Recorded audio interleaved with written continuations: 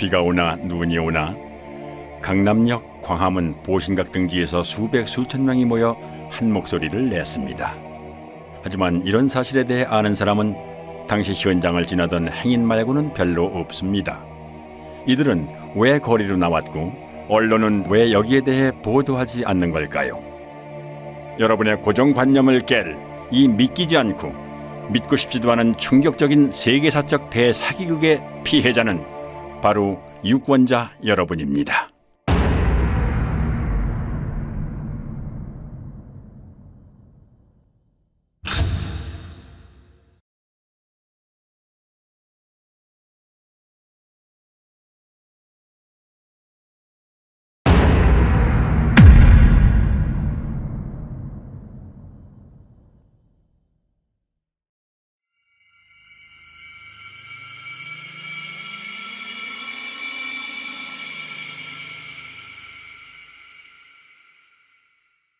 총선을 1년 앞둔 시점, 대통령 선거에서 우리가 재집권을 함으로써 앞으로 100년 한반도 평화를 가져오는 이 발언이 있고 3개월 뒤 더불어민주당의 싱크탱크인 민주연구원의 양정철 원장이 중국 공산당 중앙당교와의 협력 방안을 논의하기 위해 3박 4일 일정으로 중국을 방문했습니다.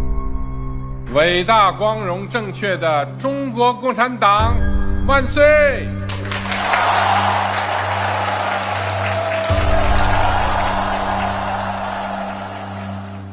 그는 자유민주주의와 프롤레타리아 일당 독재 체제 사이에 어떤 공유할 만한 가치가 있다고 판단한 걸까요? 중공중앙당교와 협약을 맺은 다음 날 그는 심천으로 날아가 천재 프로그래머들이 즐비한 세계적인 IT 기업 텐센트를 찾아갑니다. 4.15 총선 한 달 전 전문가 11명의 예측 결과 민주당의 승리를 점친 전문가는 5명, 당시 야당인 통합당의 승리를 점친 전문가 역시 5명, 판단 유보가 1명이었을 정도로 예측 결과는 백중세였습니다. 선거 닷새 전 저는 하여튼 범진보 180, 민생당까지 다 합쳐가지고 비례를 받는 경우에 그것이 불가능한 것은 아니다. 이렇게 보고 있습니다. 와. 선거 하루 전 유시민의 발언을 의식한 탓일까요? 이근형은 지역구 목표를 130석 플러스 알파라고 밝히고 유시민이 말한 180석을 꿈의 숫자라고 표현합니다. 저희가 쉽게 예측하기는 어려운데 지역구에서는 130석 정도를 어느 정도 안정적으로 확보할 수 있지 않나. 그리고 거기에 이제 플러스 알파를 좀 기대하고 있습니다. 180석이라고 하는 것은 저희 입장에서는 굉장히 한마디로 꿈의 숫자입니다. 한마디로 꿈의 숫자입니다.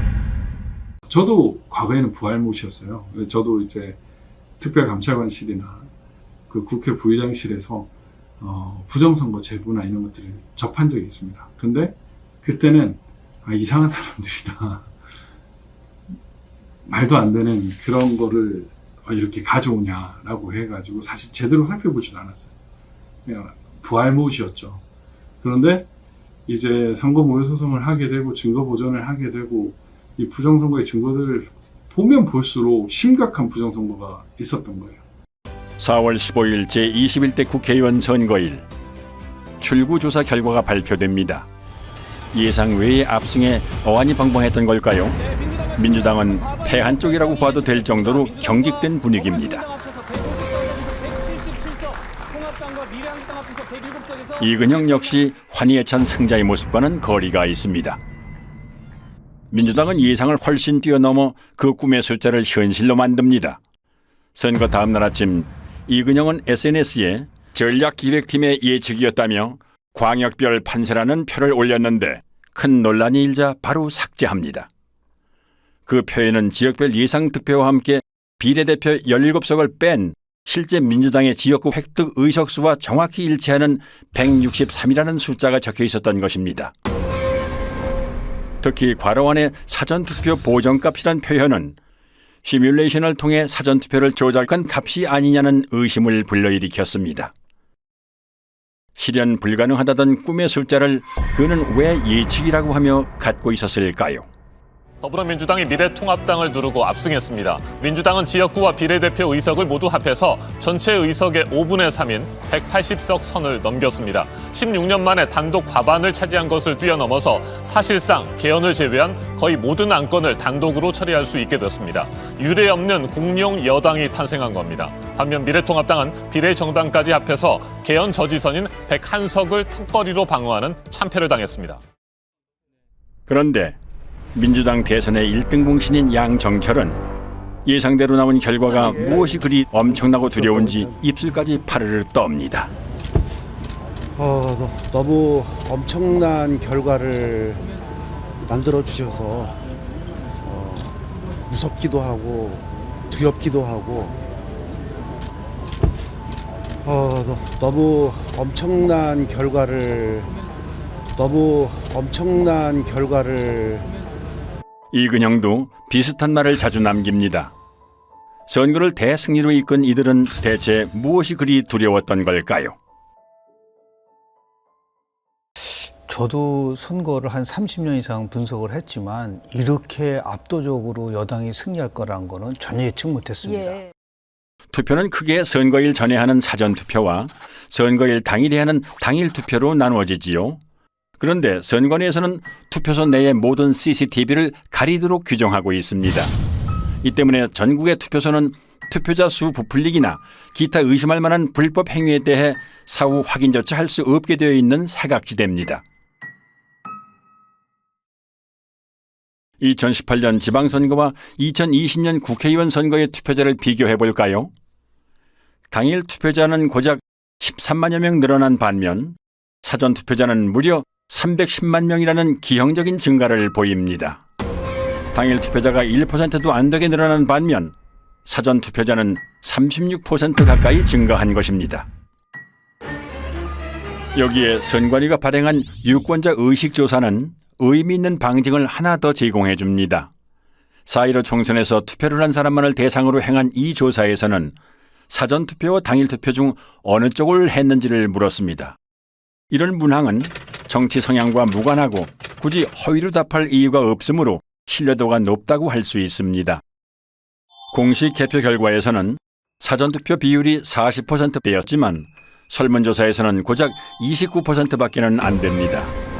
여기서 당일 투표자 수는 상대적으로 덜 조작됐을 것으로 추정되므로 실제 투표자 수와 차이가 없다고 가정할 때 당일 투표를 한 1,724만여 명이 전체 투표자의 70.9%이므로 전체 투표자의 29.1%를 차지하는 사전 투표자 수는 1,174만여 명이 아니라 707만여 명이 나옵니다. 무려 466만여 명, 65.9%가 부풀려졌다는 얘기가 됩니다. 한편 부천 신중동 사전투표소의 투표자 수는 18,210명이었습니다. 이는 평균 4.7초당 1명이 투표했음을 의미하는데요. 코로나 때문에 발열 체크, 장갑 착용 등의 추가 절차까지 있던 상황임을 고려할 때 과연 가능한 투표 속도였을지 의문스럽습니다. 게다가 사전투표소는 당일 투표소보다 훨씬 적어 비율로는 당일 투표소가 4곳일 때 사전투표소는 1곳꼴이었습니다. 사전투표소보다는 당일 투표소가 집 가까이에 있을 확률이 훨씬 높죠. 따라서 부득이한 경우가 아니라면 집 근처에 당일 투표소를 놔두고 굳이 먼 사전투표소까지 찾아가는 고생을 사서 할 사람이 얼마나 될까요? 그것도 코로나가 한창인 시기에 말이죠. 이쯤 되면 투표소의 CCTV를 가린 여러 이유 중에는 실제 투표하러 오는 인원수를 파악하지 못하도록 하기 위함도 있지 않았을까 의심이 됩니다. 총선 직후 투표지를 삼립방 상자로 운반하는 장면이 포착돼 논란이 일기도 했습니다. 가능성은 크게 두 가지입니다. 다량의 가짜 투표지 혼입으로 인한 상자 부족 또는 가짜 투표지를 채워놓은 상자. 어느 쪽이든 삼립방 상자가 직전 총선에 비해 3배 가까이 비상식적으로 증가한 사전투표자와 연관이 있다는 사실만은 분명합니다. 표 부풀리기는 실물뿐만이 아니라 디지털로도 이루어집니다. 수상한 정황은 충남 부여에서 목격됐습니다. 당시 현장의 개표 참관인들은 다음과 같이 진술합니다. 1번에 기표한 투표지가 지나치게 많이 남았는데 재분류를 하면 역전됐다. 2번 후보표는 재확인용으로 많이 분류됐다. 주로 사전투표지에서 그런 현상이 발생했다. 개표 사무원은 참관인들의 항의에 못 이겨 전자개표기와 연결되어 있는 노트북을 재부팅하고 개표기를 리셋했습니다. 그러자 1번 후보표가 많이 나왔던 처음 결과와는 상반되게 2번 후보표가 많이 나온 것입니다. 이런 이유 때문에 부자랄들은 투표지 분류기라는 용어 대신 전자개표기라는 용어를 사용합니다. 상당히 저조해요. 전반적으로 지금 개표가 어떻게 진행되고 있습니까? 최첨단 전자개표기 960대를 도입하여 960대의 그 전자개표기가 투표지를 분류하면 2002년 도입 당시 자랑스럽게 불리던 전자개표기라는 명칭은 슬그머니 바뀝니다.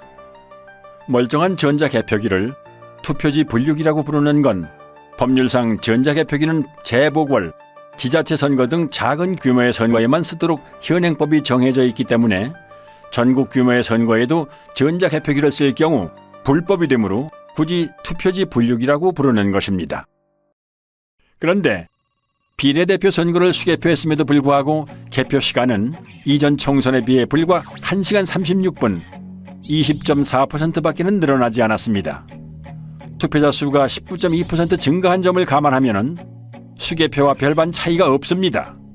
대체 무엇 때문에 쓰는 기계인지 의문스럽습니다. 참고로 2024년 총선에는 길이 47cm의 투표지까지 사용할 수 있는 신형 전자개표기가 도입됩니다. 전자개표기를 이용한 미심쩍은 조작 방법은 또 있습니다. 투표지를 분류할 때 전자개표기와 연결되어 있는 노트북 화면에서는 투표지가 한 장씩 스캔됨을 확인할 수 있는데요. 무작위로 섞여 있는 투표지에서 한 후보의 표만 계속 나올 수는 없으므로 정상적인 상황이라면 기표도장이 이렇게 왔다 갔다 해야 됩니다. 그런데 잠시 후 민주당 후보의 표만 계속 스캔되는 믿지 못할 광경이 목격됐습니다.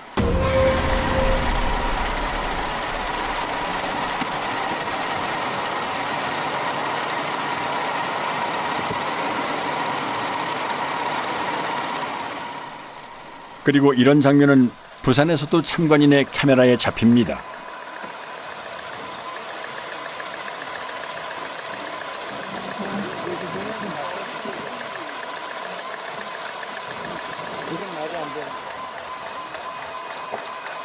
하체계부가 들어가. 선별을 해놨나 봐요.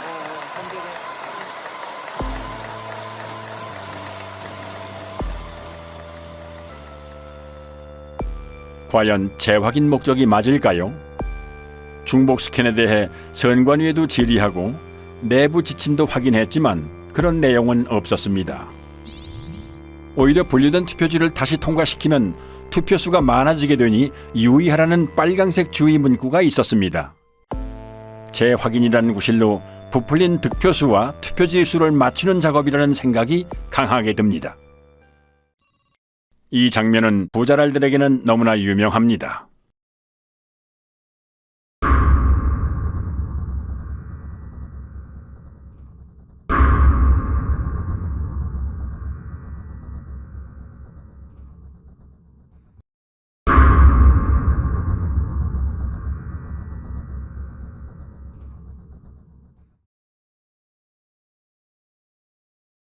그리고 이 개표소에서는 빳빳한 투표지, 이른바 신권 투표지도 목격됩니다.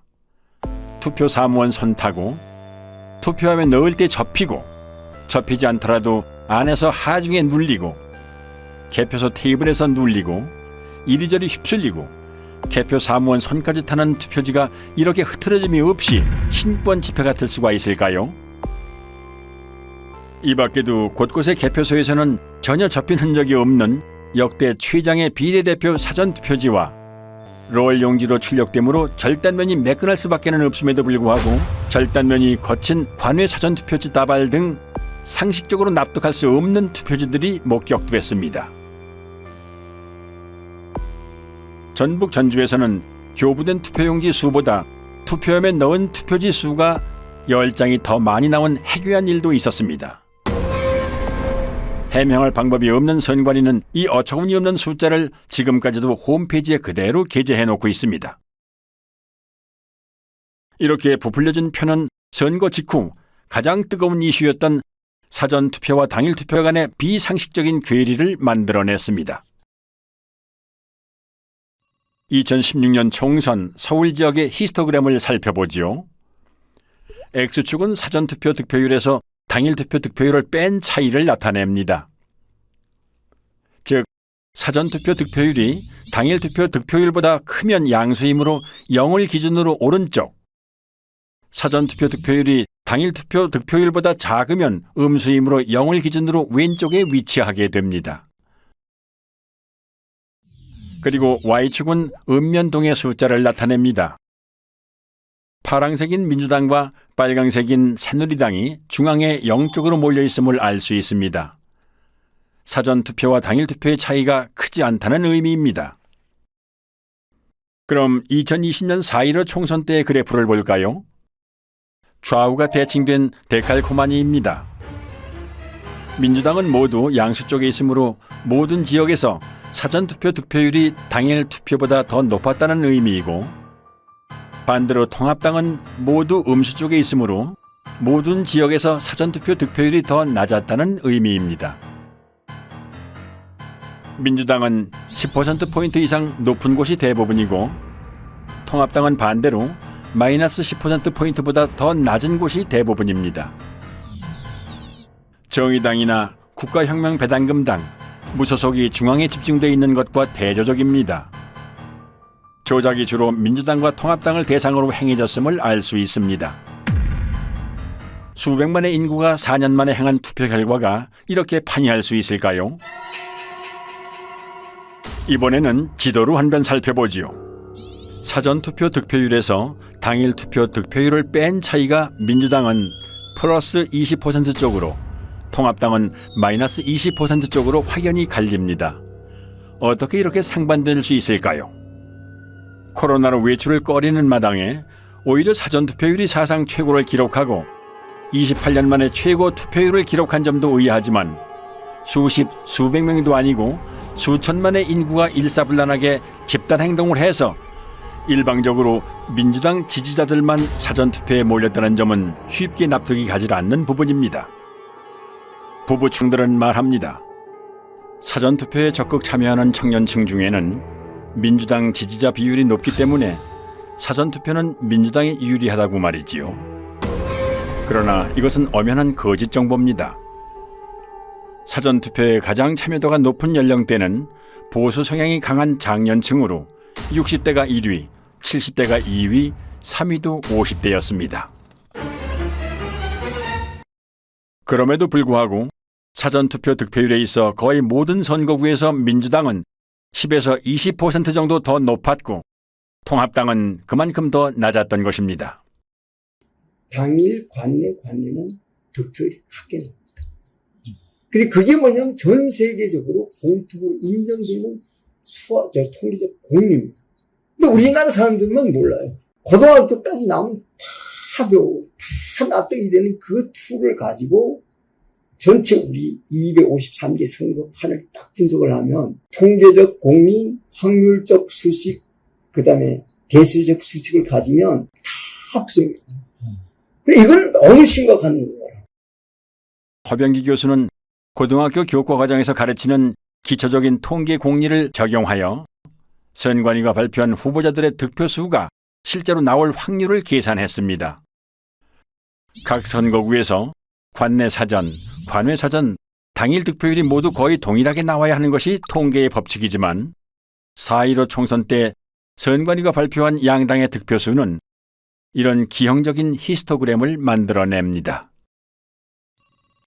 왼쪽부터 살펴보면 민주당의 경우 관내 사전투표 득표율이 당일 투표 득표율보다 같거나 높은 현상이 전체 253개 선거구 중 한 곳만을 뺀 252개 선거구에서 일어났다는 의미이고, 통합당의 경우 이런 선거구가 전체 선거구 중 3곳밖에는 안 됐다는 의미입니다. 관외 사전투표에서도 이런 현상은 동일하게 나타났고, 민주당의 경우 사전투표와 당일투표의 득표율을 합친 전체 합계가 당일투표 득표율보다 같거나 높은 현상이 모든 선거구에서 나타난 반면 통합당의 경우 고작 2개의 선거구에서만 나타났습니다. 한마디로 사전투표에서 민주당이 비상식적으로 강세를 보였음을 의미하는데요. 이런 현상이 발생할 수 있는 확률은 0이나 마찬가지입니다. 전체 득표율과 당일 득표율의 차이가 선관위 발표대로 될 확률은 2의 253승분의 1, 즉 동전 253개를 던져서 동시에 같은 면이 나올 수 있는 확률로 이는 수천만 유권자들의 비밀 자유선거에서는 절대로 만들어질 수 없는 결과입니다. 그런데 이런 선거 결과는 컴퓨터 프로그래밍을 사용하면 단 몇 줄의 명령어로 쉽게 만들어낼 수 있습니다. 허 교수는 수학적 증명을 통해 전국 253개 선거구 중 광주의 광산구 갑과 광산구 을 2개 선거구를 제외한 나머지 251개 선거구에서 프로그래밍을 이용한 선거 조작이 일어났다는 것을 밝혀냈습니다. 조작 없이 유권자의 투표를 그대로 반영한 광주 광산구 을의 경우 당일 관내 사전, 관외 사전 전체 득표율이 거의 동일한 것을 볼 수 있습니다. 하지만 조작 프로그램으로 가짜 득표수를 만들어낸 인천 연수구 을의 경우에는 민주당 후보의 경우 당일보다 관내 및 관외 사전 득표율이 높고 통합당 후보의 경우 사전투표보다 당일투표 득표율이 더 높은 것을 알 수 있습니다. 이 그래프는 통합당과 민주당의 당일 득표율 차이에 대해 양당의 당일 투표와 사전투표를 합친 전체 득표율 차이의 변화를 보여주는데요. 따라서 X축과 Y축이 모두 양수인 일사분면은 통합당이 당일투표에서 이기고 당일투표와 사전투표를 합친 전체 득표에서도 이긴 경우, 이사분면은 당일투표에서 지고 전체 득표에서는 이긴 경우, 삼사분면은 당일투표에서 지고 전체 득표에서도 진 경우, 사사분면은 당일투표에서는 이기고 전체 득표에서는 진 경우를 의미합니다. 선관위 전산 조작 프로그램의 목표는 당일 투표에서 이기고도 전체 선거에서는 지는 통합당 후보들을 더 많이 만들어내는 것입니다. 즉, 원점을 지나고 기울기가 1인 정상적인 선거 그래프의 Y절편과 기울기를 움직여서 사사분면에 위치하는 선거구를 많이 만들어내는 것입니다. 이 밖에 로이 킴은 추단법을 이용하여 선거 데이터 속에 Follow the Party라는 특정 문자열이 숨어 있다는 사실을 발견해냈습니다. 이처럼 선관위 데이터에서 특정한 문자열이 나왔다는 사실은 선관위 데이터가 유권자의 투표로 자연스럽게 생성된 숫자들이 아니라 누군가 선관위 데이터에 손을 댄 흔적이 문자열로 남았다는 의미가 됩니다. 프로그래머들은 본인의 작업물에 쉽게 드러나지 않는 암호를 숨겨놓음으로써 본인이 작업자라는 증거를 남겨두는 경우가 있습니다. 永远跟党走永远跟党走永远跟党走永远跟党走 영원히 당을 따르라는 중국 공산당 구호인 영원근당주에서 영원을 빼고 당을 따르라는 부분을 영문으로 옮긴 Follow the Party. 4.15 총선 전 양정철이 중공중앙당교와 협약을 맺은 다음 날 방문한 텐센트 본사 앞의 조형물에는 공산주의를 상징하는 낫과 망치와 함께 당을 따르라는 문구가 새겨져 있습니다. 프로그래머는 매일 오감에 보았을 이 친숙한 문구를 남긴 걸까요? 선거 데이터를 비교하고 분석하기 위해서는 그 데이터를 표준화하는 작업이 필요하다 생각했습니다. 그렇게 표준화 작업을 통해 분석하던 중 규칙성을 발견했는데 그것이 이제 수학적 규칙성이 아니라 언어적 규칙성이 아닐까 하는 호기심에 아스키 코드로 변환하는 과정에서 Follow the Party라는 문자를 발견할 수 있었던 것입니다. 선관위가 발표한 선거 데이터에서 발견되는 데칼코마니 분포, 1차 함수의 기울기 변화와 Y절편의 이동, 특정 문자열의 존재 등은 선거 결과가 인위적인 조작에 의해 만들어졌음을 의미합니다. 재검표 현장에서 쏟아져 나온 충격적이고 비상식적인 투표지들을 잠시 후 보시게 될 텐데요. 이들 가짜 투표지들은 조작된 투표 수와 실물 투표지 수를 일치시키기 위해 황급히 급조하는 과정에서 생겨난 것으로 보입니다. 이러한 데이터 증거들은 살인사건 현장에 남겨진 피에서 검출된 범인의 DNA에 비유할 수 있는데요. 살인사건의 DNA는 국과수의 포렌식을 통해 범죄자를 찾아낼 수 있습니다. 그렇다면 부정선거의 DNA로 범행을 밝힐 수 있는 방법은 무엇일까요? 우선 유권자가 실제로 투표한 실물 투표지 수를 선관위가 발표한 가짜 투표수와 대조해보는 방법이 있습니다. 이는 재검표를 통해 가능하죠. 개표 현장에서 신권처럼 빳빳한 투표지나 측면끼리 붙어있는 투표지가 목격된 것으로 보아 개표 이전 또는 개표 중에 가짜 투표지들이 투입된 정황이 있습니다. 하지만 실시간으로 실물 투표지를 투입하여 그 숫자를 선관위 발표 숫자와 정확하게 맞추는 것은 불가능에 가까운 일입니다. 따라서 전산 조작을 밝혀낸 전문가들은 후보자의 재검표 신청에 의해 투표함 보존이 결정된 선거구의 경우 투표함 전체가 바꿔치기 될 수 있다는 추측을 하기도 했습니다. 아니나 다를까 투표지가 보존되기 전, 심지어는 대법원의 투표지가 보존된 이후에도 투표함 전체가 가짜 투표지들로 통과리가 되었다는 사실이 재검표에서 확인됐습니다. 그 물증들을 잠시 후에 보실 수 있습니다. 그렇다면 이제 커다란 의문이 남습니다. 선거일에 내가 행사한 한 표는 지금 어디에 있는 것인가? 내 지역구에서 당선된 국회의원은 내가 직접 뽑은 게 아니라 선관위 컴퓨터가 뽑은 가짜란 말인가? 유권자의 입장에서는 당연히 이런 심각한 질문을 던져볼 수밖에 없습니다. 한편 부정선거 범죄의 DNA를 확인할 수 있는 또 다른 방법은 선관위 서버를 포렌식하는 것입니다. 선관위가 발표한 선거 데이터에는 가짜 득표수를 만들어낸 통계적 증거가 남고 서버의 로그 파일에는 그 조작 프로그램을 운영한 흔적이 남기 때문입니다. 선관위는 재검표가 있기 전 추석 연휴를 틈타 서버 이전을 시도했습니다. 모든 서버는 전원을 켜고 끈 기록, 외부로부터의 접속 이력이나 사전 투표용지 발급 이력, 데이터베이스 수정 이력에 이르기까지 컴퓨터가 관여한 모든 사건을 자동으로 남기도록 설정되어 있으므로 가히 핵심 증거라고 할 수 있습니다. 그런데 데이터를 새 서버로 옮김으로써 이 모든 기록을 없애버릴 수 있는 것입니다. 비유를 하자면 휴대폰을 교체할 때 사진이나 연락처만 옮기고 운영체제 업데이트 이력이나 통화 이력 등은 옮기지 않는 것과 마찬가지인 거죠. 한마디로 디지털 포렌식이 불가능해지는 것입니다. 선관위는 서버 교체는 아니라며 보도자료까지 배포하지만 이미 신뢰를 잃은 선관위의 말을 곧이곧대로 믿는 건 어리석은 선택입니다. 이에 인천 연수구을 민경욱 후보의 재검표 소송을 맡은 변호인단은 중앙선관위 서버에 대해 증거 보존을 신청하지만 기각됩니다.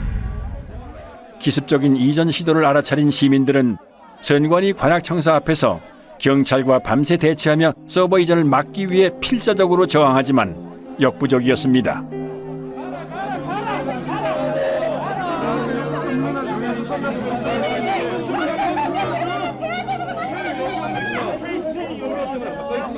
서버 빼가지 마십시오. 이 서버는 증거입니다, 증거.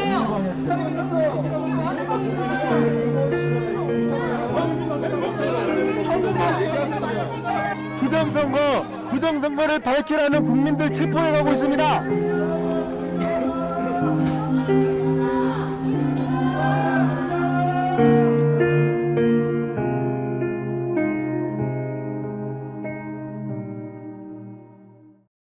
선관위는 이 물음에 답해야 합니다.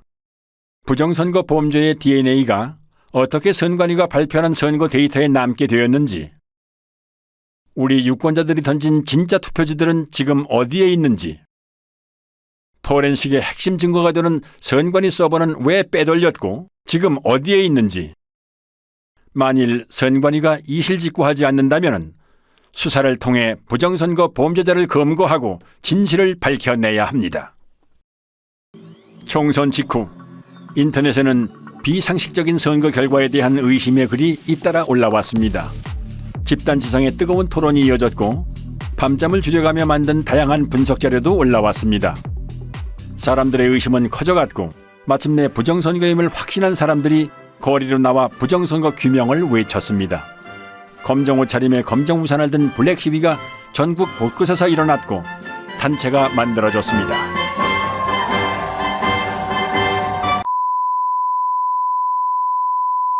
그러나 일부 군소 언론과 소수의 유튜브 채널만이 제 목소리를 낼 뿐 절대 다수의 언론 매체들은 침묵했습니다. 오히려 나무위키 같은 좌편향 사이트나 일부 언론은 음모론으로 폄훼하기까지 했습니다. 진중권은 부정선거 의혹을 제기하는 사람들을 정신병자 취급했습니다. 아군에게 총구를 겨누는 사람도 있었습니다. 광주 사태 북한군 600명 투입설과 사전투표 조작설은 국가기관의 판단을 부정한다는 공통점이 있습니다. 중앙선관위의 투개표 관리는 세계적 공정성을 인정받고 그 음모를 기가 막히게 만들어내는 생산공장이 김어준을 비롯한 그 집단들이 존재하죠. 지금 보수 진영에도 그 음모론이 파고들었습니다. KBS의 기자들은 선배이기도 한 민경욱 대표를 비아냥거리기까지 했습니다. 말도 안 되는 소리 하지 마시고 4년 뒤에 잘 하세요. Follow the party, man. Follow the party. 이거 BGM으로 막 파리 음악 틀어줘요. 이렇게. Party, man. 이거 나올 때다 둠시 했을 건데 공들여 기사를 안 보기 시작했어요. 그러니까 이만희가 재림 예수일 수 있는 거지. 그런 거지. 이만희가 재림 예수일 수도 있죠. 우리가 모르지. 그랑 똑같은 거야. Follow the party 몰라. 알고 싶지도 않아. 정작 최대의 피해자인 미래통합당은 꿀먹은 벙어리였습니다. 아니 몇몇은 오히려 민 대표 등 의혹을 제기하는 사람들을 비난하고 성토했습니다. 민경욱 의원이나 저 같은 사람들은 계속 정치를 하는 사람들이기 때문에 뭐 이런 정도의 국가적 혼란을 야기했으면은 민경욱 의원이 오르면은 제가 정치 그만두면 되는 것이고요. 뭐 제가 오르면 민경욱 의원이 좀 여기 좀 정치적인 책임을 지셔야 되지 않나 이런 생각이고, 같은 동료 국회의원이 국제 사기꾼이 되는 이런 현상에 대해서는 묵과해서는 안 된다. 조직적인 부정선거를 계획을 했다면 이런 얼빵한 증거를 일부러 남겨두겠냐. 그리고 등에 칼을 꽂았습니다. 총선 부정선거 의혹을 제기해온 민경욱 전 의원이라든가 과격한 발언으로 논란이 됐던 김소연 변호사 등이 자리를 내려놓게 됐습니다. 수학적으로 이렇게 분석을 해보면 하면 할수록 이건 부정이다 이런 이야기가 마음속으로 확신이 생깁니다. 이건 100% 부정이다. 예를 0.001%가 부정이 아니다 그게 아니라 100% 부정이라고 나온다. 관내 당일이 일어날 여기 선거 이번에 4.15 선거가 일어날 확률을 계산해 보면 몇 경분이 이래 돼요. 이 선거판은 도저히 이 세상에 존재하지 않는 선거 결과라는 게. 경기도 구리시 개표장에서 참관인으로 활동했던 이종원 씨는 색상이 다른 투표지들을 수상하게 여겨 선관위 직원에게 이의를 제기했지만 묵살당합니다. 그래서 경찰에 다시 신고하지만 선관위가 경찰의 진입까지 막았고 그 와중에 타인에게 건네받은 기표 안 된 투표용지 6장을 민경욱 대표에게 제공하는 공익 제보를 합니다. 신고를 했었습니다. 경찰이 개표 참관까지 들어와서 확인하는 중 선관위 사람으로 보이는 사람들한테 쫓겨났습니다. 그 중에 누군가가 저한테 의혹이 있으니 이것도 신고를 하세요 하고 주셨던 투표 용지가 제가 우리 옆에 계시는 민경욱 의원님한테 전달하게 된 동기입니다. 앞으로 사법기관이라든지 검찰이라든지 특별히 선관위라든지 이런 데 조사에 응해서 성실히 제가 조사할 용의가. 결국 이 의인은 절도를 했다는 누명을 쓰고 구속 수사까지 받은 끝에 1년 6개월이란 긴 기간을 복역합니다. 의심스러울 때는 피고인의 이익으로 판단한다는 형사법의 대원칙을 뭉개버린 엽기적인 판결이었습니다. 당시 실형을 확정한 대법원 3부에는 선관위원장 노정희가 소속되어 있었습니다. 한편 언론은 민 대표가 투표용지를 오인했다며 날조 보도까지 합니다. 일련번호 붙어있는 당일 투표지입니다. 당일 투표지입니다. 또 민의원의 주장과 달리 해당 용지는 사전투표가 아닌 본투표용인 것으로 드러났습니다. 중앙선관위 조사 결과 민의원이 입수한 투표용지 6장은 사전투표가 아니라 총선 당일 본투표 뒤 남은 용지였습니다. 모든 언론사는 선관위가 악의적으로 왜곡한 보도자료를 그대로 받아 쓴 걸까요? 아니면 알아서 충성한 걸까요? 4.15 총선은 누가 봐도 미심쩍은 선거였던 탓에 선거 직후 역대 최다의 선거 무효소송이 무더기로 접수되었고, 부정선거를 줄기차게 주장해온 민경욱 대표는 가장 먼저 소를 제기합니다. 선거에 관한 소청이나 소송은 다른 쟁송에 우선하여 신속히 결정하고 재판하여야 합니다. 소가 제기된 날부터 180일 이내에 처리하라, 이렇게 되어 있습니다.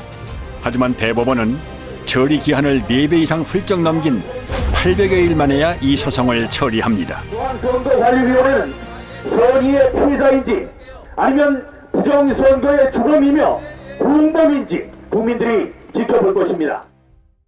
그런데 많은 사람들이 공감을 안 하는 게 문제예요. 지금이 어떤 시대인데 이랬단 말이에요. 얼마든지 내년에도 또 신청을 해보겠어요. 해가지고 제가 교육을 시키고 싶어요. 사전투표 절대로 해서는 안 되고. 기다리고 기다리던 인천 연수구을 재검표가 소를 제기한 지 1년도 넘어 마침내 열립니다. 황당하게도 대법원은 사진과 동영상 촬영을 허용하지 않거나 극도로 제한합니다. 선관위는 투표지 이미지 파일 원본은 없다며 사본을 제출합니다. 투표지 이미지 파일이란 투표지가 전자개표기를 통과할 때 스캔되면서 저장되는 파일로 원본 파일을 확인해야만 진위 확인이 가능합니다. 사본에는 이미지 생성 시간 등의 핵심 정보가 없기 때문입니다. 그러므로 사본을 제출한 자체가 파일이 조작된 것임을 자인하는 셈이었습니다. 그런데 다행히도 중국 또는 다른 어디에선가 급조됐으리라 추정되는 투표지들은 품질이 조악하다 못해 엉망이었습니다. 투표관리관 도장의 빨간 잉크가 일장기처럼 원형으로 뭉개져 글자를 제대로 알아볼 수가 없는 이른바 일장기 투표지가 나왔고, 지역구 투표지 하단에 비례대표 투표지 일부가 인쇄된 배춧잎 투표지도 나왔습니다. 프린터에서 롤 용지로 출력하는 사전 투표지에서는 절대 나올 수 없는 측면끼리 붙은 자석 투표지. 아니 동영상 촬영해도 되나? 네네네. 제가 그 권한. 아 그래? 계속 촬영 중이에요. 됐습니까? 이거 안 띄워진다. 어머나, 이게 뭐야? 안 띄워진다 이거. 접촉면을 자세히 한번 찍어볼게요. 이게 어떻게 붙어 있는지. 이렇게 하니까 떨어지네. 비지미 또는 이발이라고 불리는 재단 잔여물을 달고 있는 투표지. 이거는 자르다가 만 거 같아요. 네, 제가 지금 동영상 찍었습니다. 이거 한번 뒤집어 주실 수 있나요? 계속 카운팅가. 이것도 네. 옥년 이동이네요. 네. 이것도 옥년 이동입니다. 네네네. 그럼. 저희가 그 옥년 이동.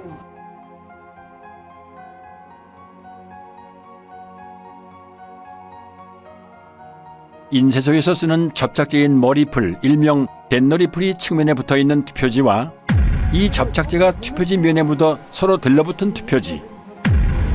그래서 이게 한번 뜯어봅니다. 네, 뜯어볼게요.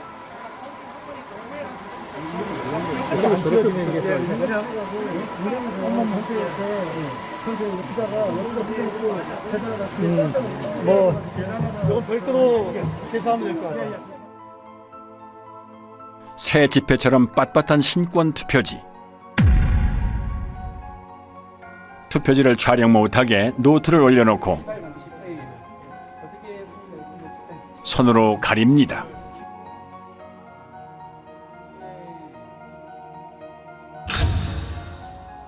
한쪽 여백이 아예 없는 것으로도 모자라 기표란 일부가 잘려나간 투표지, 테이프로 보수한 투표지, 스캔한 투표지를 다시 인쇄한 흔적. 재검표 현장은 그야말로 엽기적인 투표지의 전시장이었습니다. 물론 증인신문 때 해당 투표소의 사무원들은 투표 당시 그런 투표지를 보지 못했다고 증언합니다. 민경욱 대표는 이런 투표용지에 투표한 사람을 찾는다며 10억 원을 내걸고 신문에 전면 광고까지 냈지만 그런 투표용지에 투표를 한 사람은 아직까지도 나오지도 않고 있습니다. 첫 번째 재검표인 만큼 주요 언론에서도 보도를 했습니다. 단 선관위의 이미지 파일 원본 인멸이나 비정상적인 투표지가 쏟아져 나왔다는 언급은 이런 반구도 없는 편파적인 보도였습니다. 재검표 전후의 표 차이도 279표나 났지만 이를 문제 삼는 언론 역시 없었습니다. 재검표장에 일어나는 일들을 국민들이 알면은 가만 안 있겠죠. 재검표장에서 무수히 나온 가짜 투표지들을 보면 부정선거가 없었다라고 생각할 수가 없습니다. 투표함을 개봉을 하는데 특히 사전투표함을 개봉만 하면 정말 이것은 희상천외한 이상투표지들이 쏟아졌단 말입니다. 그것을 보면서 저는 진짜 충격을 받고 소름이 끼칠 정도였습니다. 스캔해갖고 다시 인쇄했다는 게 확인이 되는 게 뭐냐면, TMC 340에서 프린터에서 있는 투표지가 나오면 망점이 점막이 이렇게 프린터로 막 풀어진 게 보여요. 보이는데, 이 파주권은 없어요. 망점이 없어요. 다 뭉그러졌어요. 이게 프린터에서 뭉그러질 수가 없거든요. 프린터 아무리 잉크를 막 또 붙인다고 해도 뭉그러질 수가 없어요. 박용찬 후보, 지금 당협위원장께서 그때 증거 보전 때 사진을 잘 찍어 놓으셨어요. 그래서 휴대폰에 그 사진을 선명하게 보관한 후에 이렇게 칭칭 감고 도장을 찍고 한 모습을 사진을 잘 찍어 두셨던 겁니다. 그리고 이제 마음을 단단히 먹고 이번에 재검표를 하러 가면 반드시 비교를 해보리라 이렇게 이제 마음을 먹고 갔던 거죠. 가서 대조를 해보니까 유관상 안 맞는 거예요. 그러면은 뭐 가짜 투표지를 다 갖다 놓고 우리 뭐 하는 짓이냐 이런 참 의구심을 가지면서 그 재검표에 늘 임해했었습니다. 결국 이제 그거를 국투본 이름으로 고발을 하고 고발 대리인 자격으로 제가 이제 영등포 경찰서 고발인 진술까지 하러 갔습니다. 근데 나중에 보니까 어이없는 이제 수사 중지 결정을 내려놓고 있는 거예요. 뭐 이게 누가 했는지도 알 수 없고 그러니까 범인이 나타날 때까지 수사 중지한다. 다른 선거구의 재검표에서도 이상한 투표지들이 쏟아져 나왔습니다. 경남 양산 을에 관외 사전투표지 7천여 장 중 일그러진 타원형 기표 도장이 3천여 장 나왔습니다. 관외 사전투표지라는 말은 이 기괴한 투표지들이 전국 각지에서 모였다는 의미입니다. 이런 괴이한 일이 발생할 확률은 얼마나 될까요? 또한 정규용지 중량인 평량 100g보다 50%나 무거운 150g짜리 투표지 다발도 나왔고 자석 투표지, 한쪽 여백이 없는 투표지, 그리고 영등포구 을에서는 미사용 투표지 중 일련 번호가 아예 없는 투표지도 나왔습니다. 신고는 약방의 감초입니다. 오산에서는 투표지를 가로지르는 검은 줄도 발견됐습니다. 이 투표지들은 엄격한 품질 검사를 통과해야 납품 가능한 당일 투표지입니다. 여기 뭐 점이 찍힌다든가 뭐 피가 들어간다든가 하면 안 되죠. 측면이 너덜거리는 테이프 붙은 투표지와 접착제 붙은 투표지, 검표한 옛날 기차표 같은 투표지, 테이프 접화면이 맞지도 않는 투표지, 비스듬히 잘려나간 측면에 도장까지 이상한 투표지, 사람이 아니라 인쇄기가 찍은 듯한 기표 도장,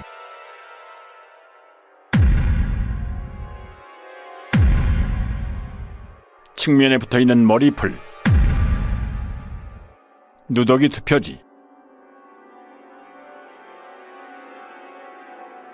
투표관리관 도장이 없는 투표지도 발견됐습니다.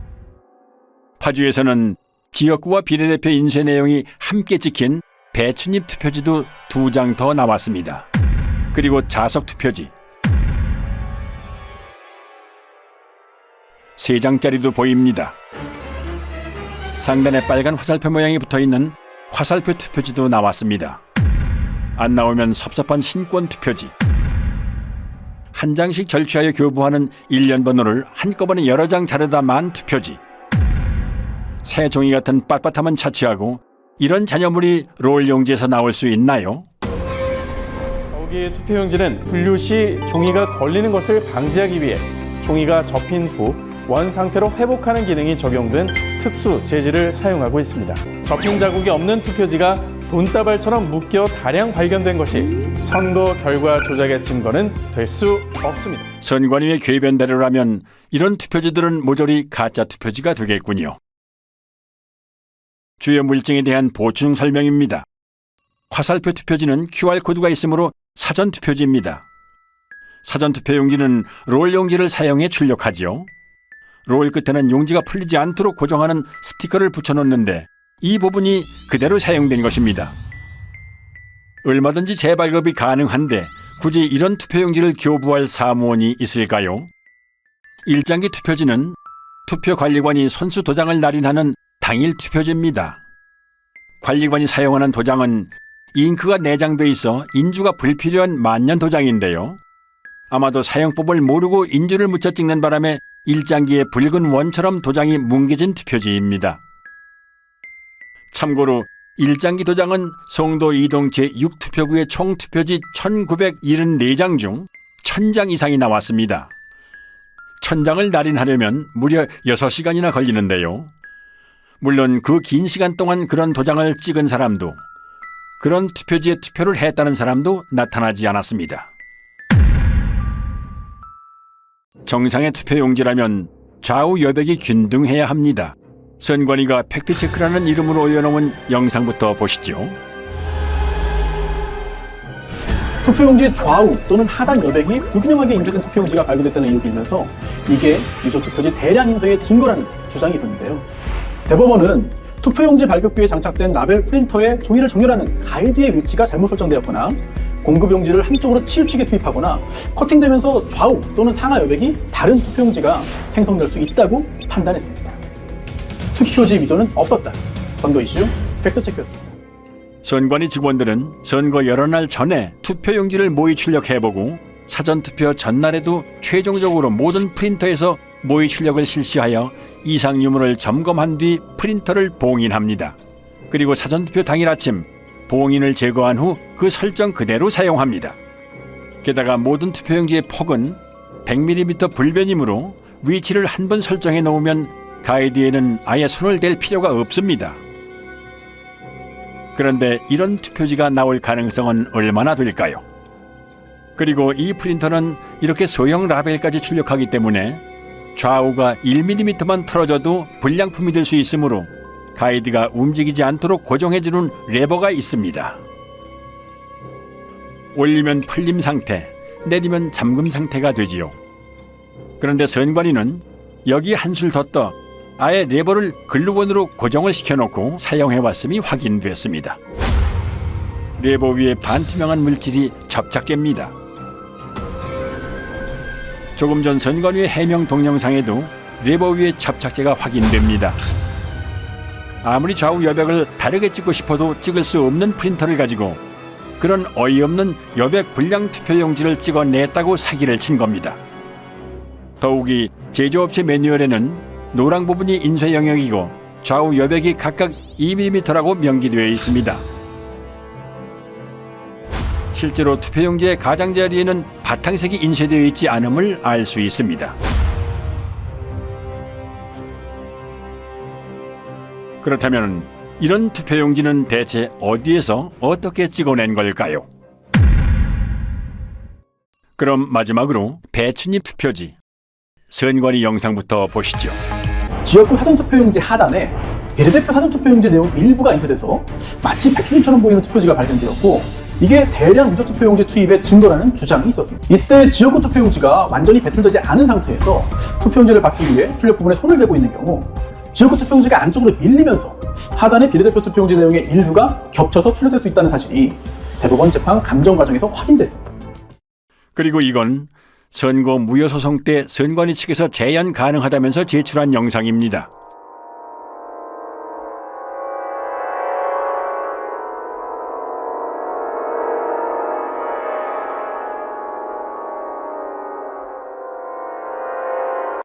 발상은 참신했지만 반박 불가한 여러 증거가 투표지에 남아 있었습니다.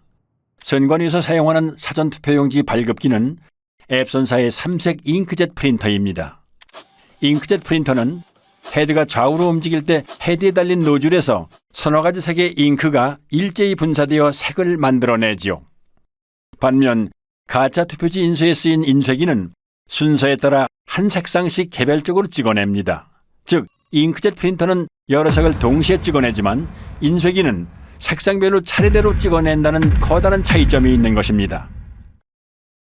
옅은 색으로 인쇄된 파랑, 노랑, 녹색 부분이 보이시죠? 비례대표 투표용지 색상인 녹색은 파랑과 노랑이 섞여 만들어지는 색이죠. 그런데 이 투표지의 파랑과 노랑은 왜 서로 다른 위치에 찍혀 있을까요? 앞서 설명드린 대로 잉크젯 프린터로 녹색을 출력하려면 파랑과 노랑을 동시에 동일한 위치에 분사해야 하므로 이 투표지에서처럼 두 색상이 각기 다른 위치에 찍히는 일은 결코 일어날 수 없습니다. 즉, 이 파랑과 노랑은 인쇄소 인쇄기에서 파랑을 먼저 찍어낸 후에 노랑을 찍어내는 과정에서 발생한 흔적으로 인쇄소에서 찍어낸 가짜 투표지라는 결정적인 증거가 되는 것입니다. 또한 국회의원 선거 투표라는 글자가 곡면을 따라 인쇄된 것도 원통을 사용하는 인쇄기 인쇄의 흔적입니다. 평면으로 배치된 잉크젯 프린터의 노즐에서는 일직선으로 배열된 글자가 곡면으로 출력되는 일은 일어날 수 없습니다. 그리고 국회의원 선거 투표라는 글자 아래에 선거 투표라는 글자가 중복으로 인쇄되어 있습니다. 희미하게 보이는 노란 글자까지 치면 최소 3개입니다. 게다가 빨간 선관위 청인도 얼핏 보이는 것만 최소 2개입니다. 설마 투표 사무원이 2번 이상 여러 번 갖다 댔다고 하지는 않겠지요.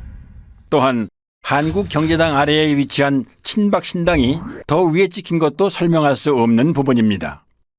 참고로 이런 인쇄 불량은 인쇄 중 찢긴 용지 일부가 원통에 달라붙은 것을 모르고 계속 작업할 때 일어나는 현상입니다. 사실 배춧잎 투표지의 증거는 이것 하나만으로도 충분합니다. 투표용지 출력에는 낱장이 용지가 아니라 이어져 있는 롤 용지를 사용하므로 앞에 투표용지가 절단되는 순간 다음 투표용지는 이미 상당 부분 인쇄를 마친 상태가 됩니다. 즉, 지역구 투표용지가 배출될 때 비례대표 투표용지 가장 윗부분의 선거명과 청인은 이미 인쇄를 마친 상태인 것입니다. 이 영상을 한번 보시죠. 선거용지 2장을 받으면 지역구 투표용지 배출에 바로 이어서 비례대표 투표용지가 나오는 모습입니다. 아무리 재빨리 들이민다 해도 비례대표 투표용지 상단부에 선거명과 청인은 찍힐 틈을 허용하지 않습니다. 그러므로 이런 현상은 일어날 수 없는 것입니다.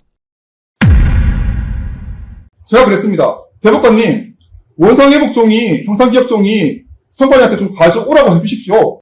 대법관은 세 분한테 법정변호사가 가가지고 이건 인쇄해서 제대로 거지 우리 국민들이 찍은 투표지가 아니다라고 이렇게 설명을 했더니 조재현이라는 그 대법관이 안 듣겠다고 고개를 돌려버렸어요.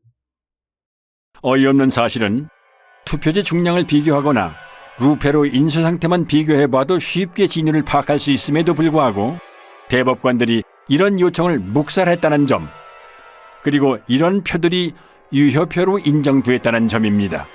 정말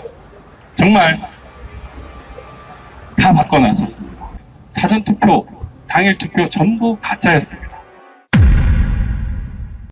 금촌 이동 투표로 경우에는 투표로에는 이상 투표지들이 기재됐는데 관리관 날인 없이 약수무장이 나갔다. 또 그 번호표 미절치 상태로 한 장이 나갔다. 오전 시작할 무렵에 이제 그런 일이 벌어졌다고 기재되어 손글씨로 되어 있습니다. 그러니까 누군가가 분명히 적은 것이죠. 그렇다면 이것은 재검표 때 나온 금촌 이동 이 투표지들은 진정한 투표지가 아니고 뭔가 바꿔치기 된 투표지가 아니냐. 이상하다. 투표록에는 투표관리관의 실수로 도장을 찍지 못했다라고 이렇게 20장을 찍지 못했다고 했는데 재검표장에는 전부 다 찍혀서 나온 이런 특이한 현상이 있어요. 개표장의 투표지들과 재검표장의 투표지들이 다르다라는 얘기죠. 이런 빳빳한 이런 성질뿐만 아니라 투표록, 개표록에 있어서의 그런 심각한 차이도 이런 부정선거를 입증하는 그 증거라고 할 것입니다. 촌 이동 미투표소 경우에는 상당히 이제 우리 이때까지 많은 의혹들이 총 어떻게 보면 정점에 이른 그런 사례로 볼 수 있지 않을까. 물론 비례대표 투표지 같은 것들이 이제 검증되어서 막 열렸다면 거기도 감당할 수 없는 물증들이 있었을 거라고 생각됩니다. 근데 그 부분들이 다 닫혀버린 상태로 지금 현재 우리에게 남아있는 것 중에서 상당히 강력하게 이렇게 현상을 보여주는 부분이 아닌가 생각합니다. 이 사람들이 한 번도 하지 않은 게 있습니다. 비례대표 투표함을 하나도 열지 못했어요. 비례대표 투표함을 하나도 열지 못한 이유가 있겠죠. 너무나 엄청난 증거들이 쏟아질까 봐 두려웠던 거죠. 비례대표 투표지에 대한 중요성은 초기부터 강조되었습니다. 워낙 이게 길어가지고 특별히 위조하기가 어렵다. 표시가 많이 날 거다. 이렇게 생각했기 때문에 처음부터 증거 보전을 할 때부터 문제가 됐어요.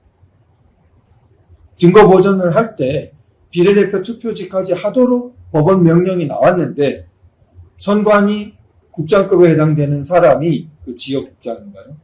아니 판사를 막 그렇게 판사의 권위도 무시하고 그걸 증거 보전을 못하게 했거든요. 그리고 뒤에 따로 가서 했거든요. 이미 뭔가 또 손을 썼겠죠. 아마도. 그러니까 그때부터 벌써 비례대표 투표지가 자기들에게 엄청나게 약점이 있었던 거죠. 비례대표 선거 무효 소송은 3년 만에 재판을 열었는데 그 첫 기일에 모든 증거 신청을 기각하고 바로 변론을 종결하고 선고기일을 잡고 기각 판결을 내렸다는 말입니다. 이런 재판이 있을 수 있습니까? 참고로 자유통일당이 제기한 비례대표 선거 무효소송 주심인 민유숙 대법관은 투표지에 대한 확인은 물론이고 이렇다 할 변론 기회조차 부여하지 않고 서둘러 소를 기각해버리는 불법적인 행보를 보였습니다. 민경호 의원이 연설고 제일 마지막 공판할 때 가가지고 제가 참고인으로 설명을 했는데 제가 그 얘기했어요. 이게 부정이 아니다 그러면 전 세계 고등학교 통계학 책을 다 바꿔야 합니다. 그러나 2022년 7월 28일 인천 연수구울 선거무효소송 판결일 천대엽, 조재현, 이동원은 세계 사법 역사에 길이 남을 최악의 판결로 선거무효소송을 기각하며 사법정의를 도륙합니다. 그들은 누구나 알아챌 수 있을 정도로 허술한 온갖 물증을 무시하며 칼에 지문을 남길 만큼 어리숙한 범인은 없으므로 칼에 지문을 남긴 자는 범인일 수 없다는 황당한 논리로 선관위를 비호합니다. 선거소송의 피고인 선관위원장이 본인의 사건을 직접 재판하는 것은 모순이고 헌법에 위반됩니다.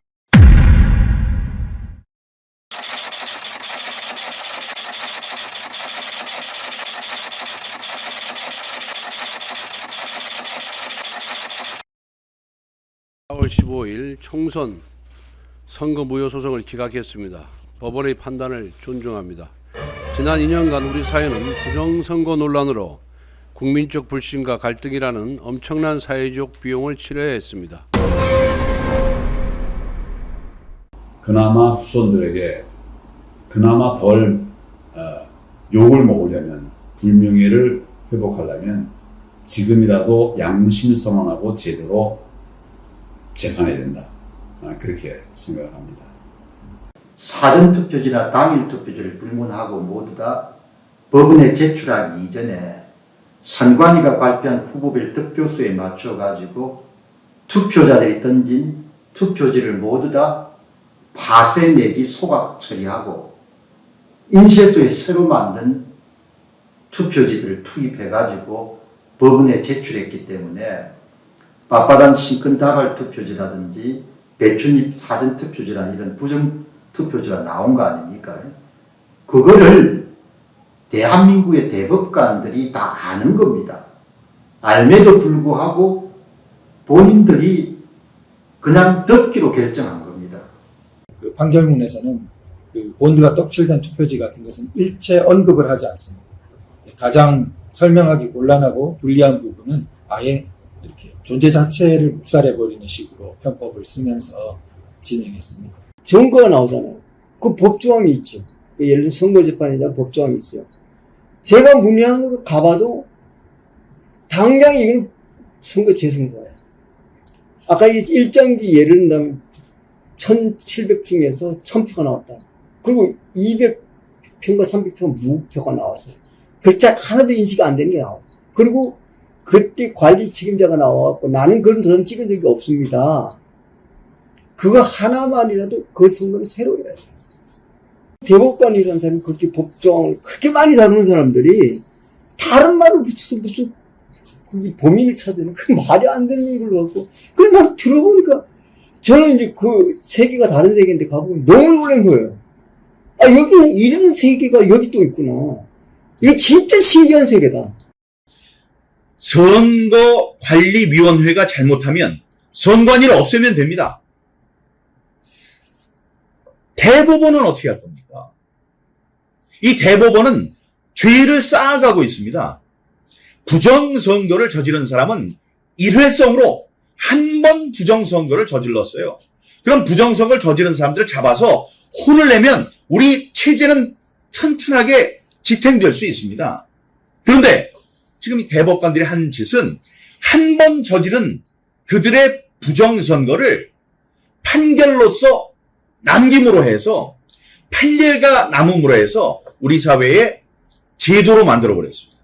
부정선거를 제도로 만든 그 큰 죄, 위헌, 헌법을 유린한 죄, 그 죄의 값은 반드시 물어야 한다고 생각합니다. 적어도 누구나 아마 상식선에서도 그 정도라면 이 선거는 부정이고 무효라고 판결을 해주고 스스로 검찰에다가 고발을 하고 수사 의뢰를 하고 이렇게 해야 되는데 심지어 뭐 대법관들이 검증기일에 촬영한 수많은 사진들을 다 삭제해버리고 동영상이고 녹음이고 다 해놓고 그런 거 주지도 않고 그렇게 불투명하고 공정하지 않고 오히려 뭐 범죄자들 돕는 이런 식의 행동을 하는 분들은 아마 스스로 그 자리에서 물러나고 그 나머지 여생을 정말 좀 반성하시면서 살아가는 게 그게 인간된 도리라고 생각이 되거든요. 그럼 2022년 대선은 어땠을까요? 많은 부자랄들이 얘기합니다. 애국 시민들의 적극적인 선거 감시 활동이 없었더라면 이재명이 대통령이 됐을 거라고 말이죠. 물증뿐만이 아니라 데이터도 부정선거임을 말해줍니다. 사전투표는 이재명 승리, 당일 투표는 윤석열 승리. 이제 이 정도로는 놀랍지도 않습니다. 서울의 투표 결과를 보면 더 가관입니다. 서울의 당일 투표에서 이재명이 이긴 동은 6.3%에 불과했습니다. 93% 동에서 윤석열이 이겼다는 얘긴데요. 4.15 총선 때와의 투표자 비교입니다. 기형적으로 증가한 유령 사전투표자들이 이재명에게 몰표를 주었기 때문에 초박빙 승부가 연출됐던 것입니다. 두 후보 간의 지지율 격차가 벌어진 데다가 막판 안철수 후보와의 단일화까지 있었기 때문에 선거 조작 세력의 유일한 선택지였던 박빙 승리의 시나리오가 애국 시민들의 선거 감시 덕분에 무력화된 것이지요.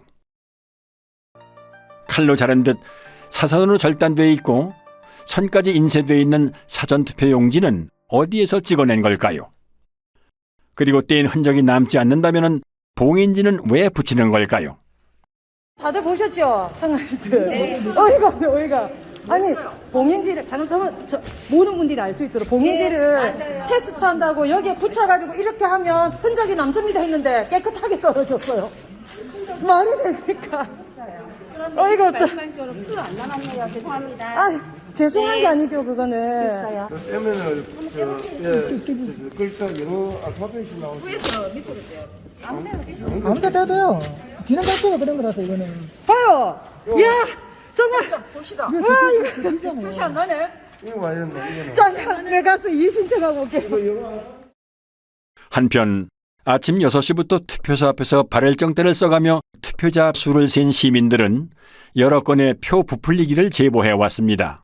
서울 강서구 등촌 1동 제4투표소에서 시민이 계수한 당일 투표자 수는 1640명이었으나 선관위 집계는 1782명이었습니다. 이런 제보는 계속됩니다.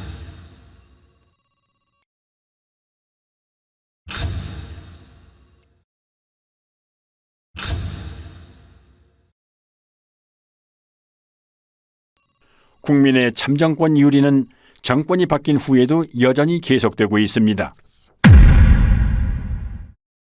결정권자인 윤 대통령이 부정선거를 수사하라는 그런 지시만 내려주면 순식간에 밝혀질 수 있을 거라고 생각하고요.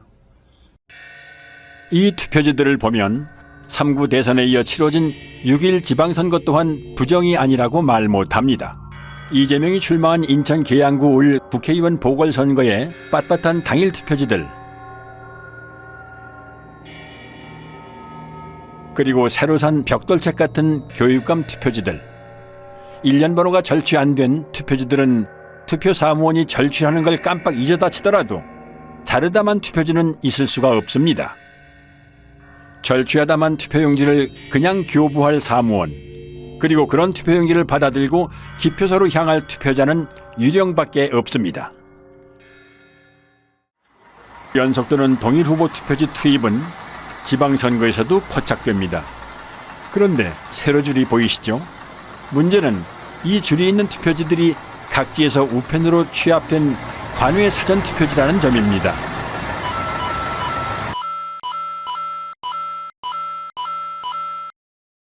눈 깜빡할 사이에 줄이 있는 투표지 10장이 연속으로 지나갔습니다.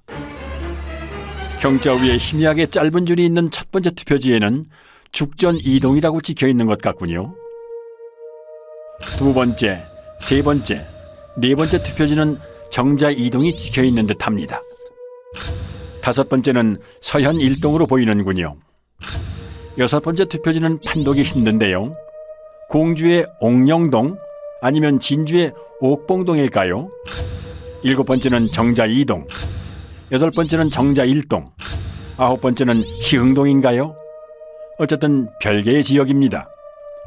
마지막 열 번째는 서당 1동처럼 보이는데 정확히 판독은 안 되지만 아무튼 처음 나오는 동입니다. 투표지에 세로줄이 있는 것만으로도 매우 수상한 일인데 각지에서 취합된 세로줄 투표지가 연달아 모여있을 가능성은 얼마나 될까요?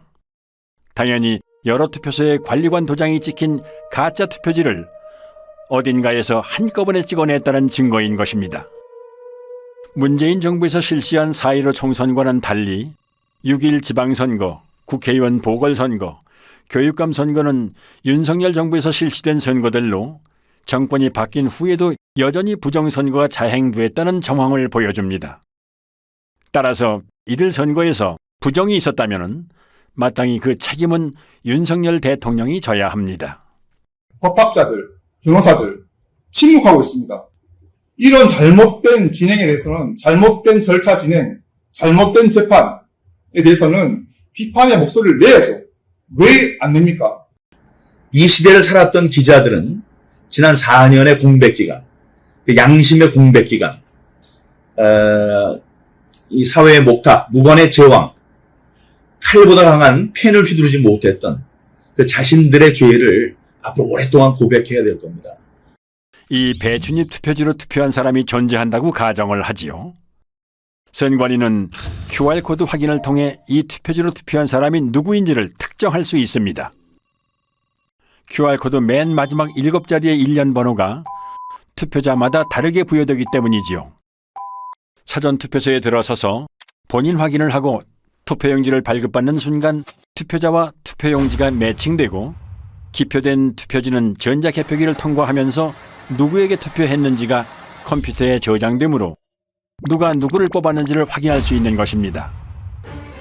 당일 투표지의 경우 일련 번호가 절취된 상태에서 전자개표기를 통과하므로 익명성이 보장되지만 사전투표지의 경우는 일련 번호 즉 QR코드가 붙어있는 상태로 전자개표기를 통과하므로 사전투표를 한 국민의 정치 성향을 선관위가 파악할 수 있는 것이지요.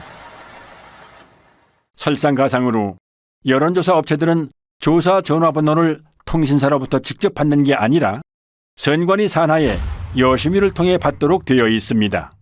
그러므로 사전투표에서 얻은 정보를 이용하여 여론조사 표본을 편집하는 일은 이론적으로 얼마든지 가능합니다. 입맛에 맞게 편집된 여론조사 표본은 조작된 결과를 만들어내고 이에 영향받은 중도층의 민심은 표심에 반영될 수밖에는 없습니다. 여기에 선거 조작이 더해지면 선거 결과는 특정 정당이 유리하고 기타 정당에는 상대적으로 불리하게 나올 수밖에는 없고 이런 악순환은 시간이 흐를수록 고착화할 것입니다.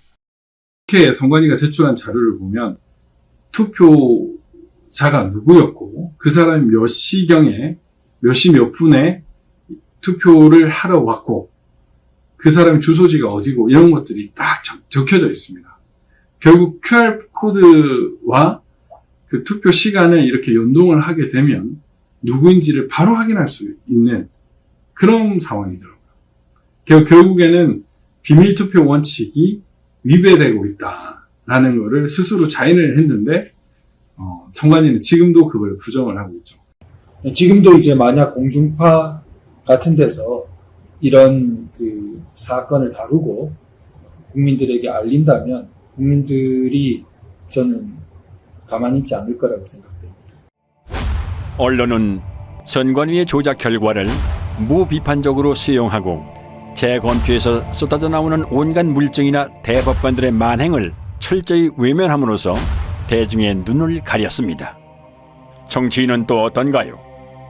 부정선거라 할지라도 나만 당선되면 국가의 존립, 국민의 주권은 내 알 바 아니라는 태도로 침묵, 방관하고 심지어 부정선거를 밝히려는 국민들의 노력을 무시하고 조롱해온 자들은 앞으로 영원히 권력의 무대에서 퇴출되어야 합니다. 한편 헌법과 법률을 수호해야 할 책임이 있는 대법관들은 누가 봐도 뻔한 부정선거 범죄의 증거를 묵살하고 법률로 정해진 재판 절차를 그들 스스로 위반하며 오히려 선관위를 비호함으로써 공정한 재판관이 아닌 선관위의 변호인 노릇을 했습니다. 수사를 통해 그들의 헌법과 법률 위반 행태를 반드시 밝혀내고 법적, 도의적 책임을 물어야 합니다. 만약 선관위의 범죄에 대해 내부 직원이 양심 선언을 했더라면 상황은 어떻게 변했을까요? 양심 선언이 없었더라도 통계학과 등 학계가 소신에 따라 부정선거를 외쳤더라면, 학계가 비겁했더라도 언론이 제 목소리를 냈더라면, 언론이 입을 닫았더라도 정계가 부정선거를 부르짖었다면, 정계가 외면했더라도 대법원이 양심에 따라 판결했더라면, 대법원이 범인과 한몸이더라도 온 국민이 들고 일어났더라면 상황은 어떻게 바뀌었을까요? 이 보이지 않는 거악의 카르텔을 무너뜨리지 않는 한 이 나라의 자유민주주의 회복은 불가능합니다.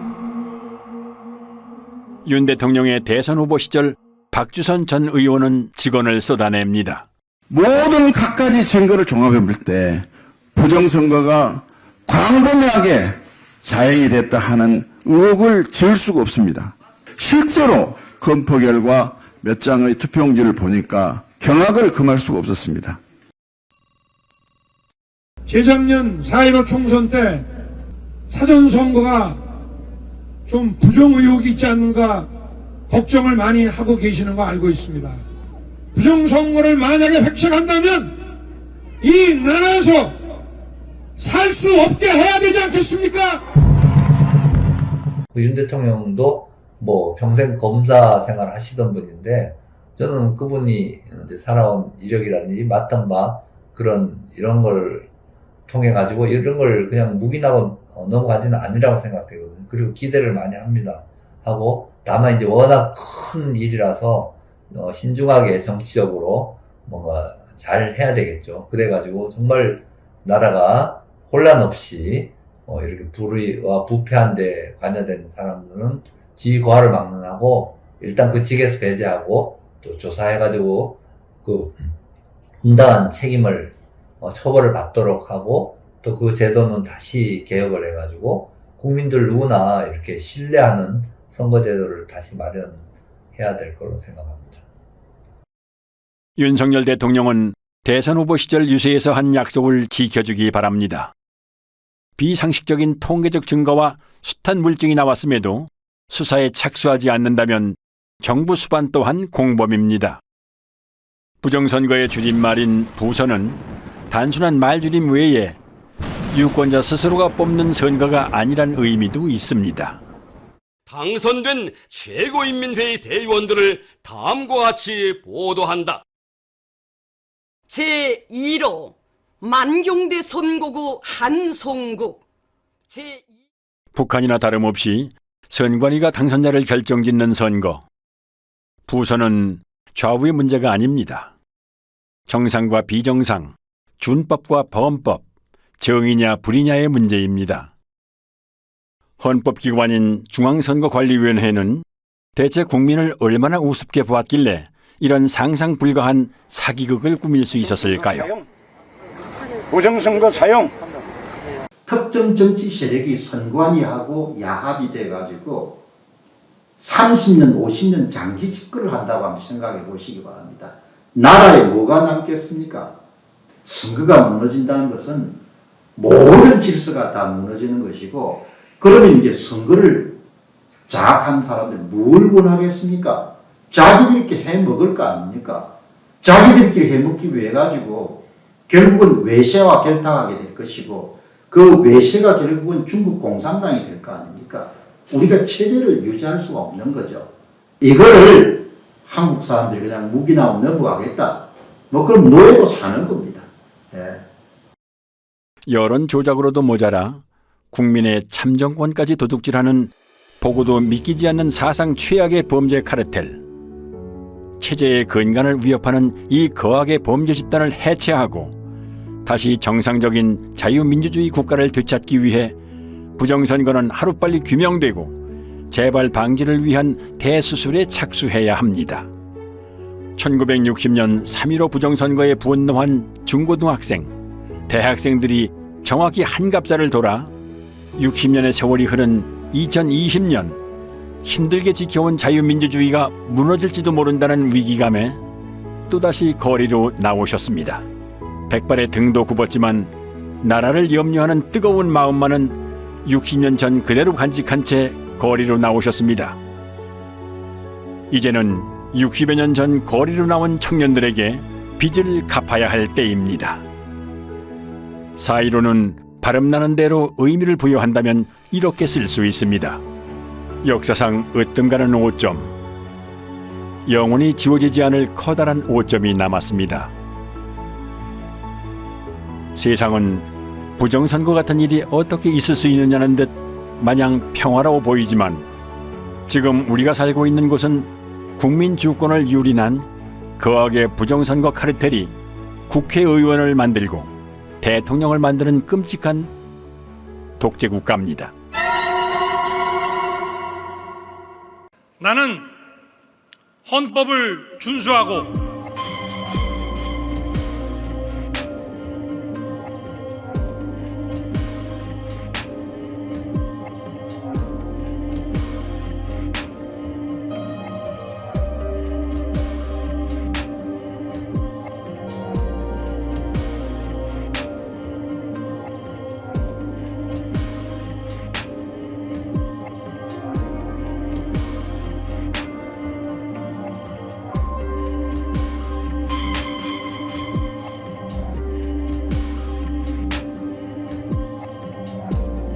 문재인 대통령은 청와대에서 천대엽 신임 대법관에게 임명장을 수여했습니다. 문 대통령은 환담에서 평생을 모범적으로 살아온 법조인이자 사법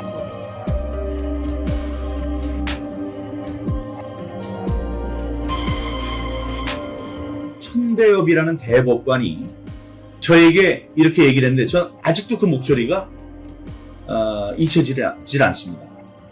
저를 한번 믿어주세요라고 했어요. 손짓도 하면서. 저를 한번 믿어주세요.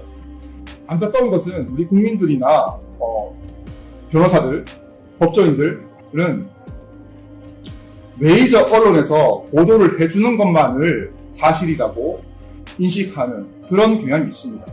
그래서 그분들은 메이저 언론이 보도를 하지 않으니 그런 사실은 없는 것이다 라고 인식을 하는 것이 아닌가. 우리 국민의힘은 결정적 변화를 통해서 대한민국을 희망이 살아 숨쉬는 나라, 공정과 상식이 통하는 나라로 만들어 가겠습니다. 새로운 국민의 나라로 만들겠습니다. 선거 때마다 단골 손님처럼 등장하는 부정선거 논란은 우리가 70년 동안 어렵게 꽃피워온 민주주의 정신을 위협할 뿐만 아니라 사회 통합을 저해한다는 점을 뼈아프게 생각해야 합니다. 정치인은 주권자의 대리인입니다. 국민이 맡긴 권력은 오직 국민만을 위해 사용되어야 합니다. 서러운 국민의 눈물을 닦고 절망하는 국민들께 꿈과 희망을 드려야 합니다. 말 않아서 응대를 안 하려고 했었는데 이런 선거가 있었다 이렇게 이야기를 하는데요. 물론 우리 국민들께서 그 이야기에 그나마 귀를 기울이시는 분은 아무도 없는 것 같습니다. 아직도 10% 이야기를 하고 있는 사람들을 보면 안타깝습니다.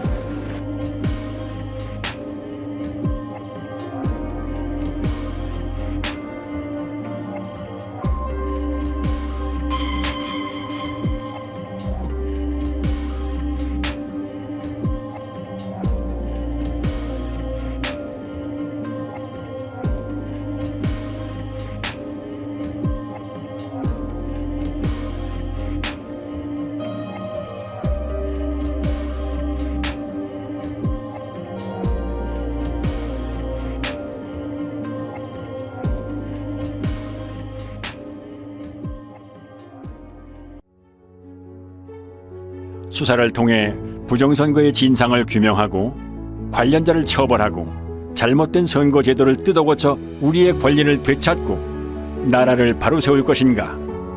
아니면 부정선거 카르텔에 우리의 주권을 통째로 빼앗긴 채 우리 자녀들까지 대대손손 그들의 노예로 살게 할 것인가?